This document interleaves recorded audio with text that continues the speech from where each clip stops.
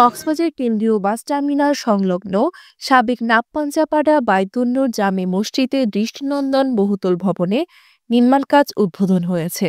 ১০ জানুয়ারি জুমার নামাজের পরে মুসল্লি ও এলাকাবাসীরা মসজিদ ভবনের ফাউন্ডেশন কাজে আনুষ্ঠানিক উদ্বোধন করেন।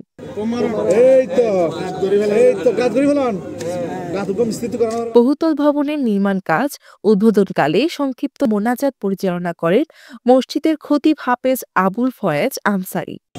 ربنا ظلمنا أنفسنا وإن لم تغفر لنا وترحمنا জুমার নামাজের পরে দোয়া কবুলের এই সময় দোয়া কবুলের অত্যন্ত আল্লাহ চমৎকার। এ সময় মসজিদ পরিচালনা কমিটির সভাপতি শওকত উসমান তালুকদার, সাধারণ সম্পাদক শাহ নেওয়াজ চৌধুরী, উপদেষ্টা জাহাঙ্গীর আলম, রেজাউল করিম মিজান সহ স্থানীয় গণমান্য ব্যক্তিবর্গ উপস্থিত ছিলেন।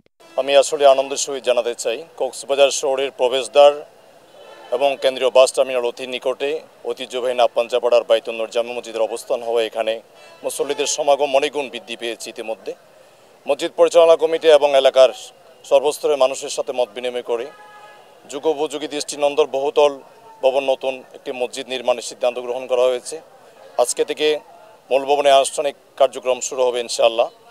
সকল ধর্মপ্রাণ মুসলমানদেরকে আমরা আহ্বান জানাচ্ছি, যেহেতু আমাদের বেশ কয়েক কোটি টাকা দরকার হবে, ৩-৪ কোটি টাকা, কিন্তু আমাদের নিজেদের প্রায় ফান্ড ১ কোটি প্লাস আছে।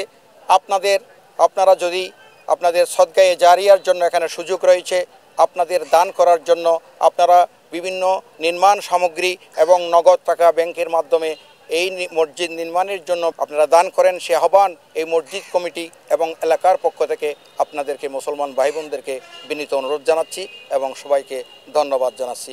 আসসালামু আলাইকুম ওয়া রাহমাতুল্লাহ। News desk, CCN।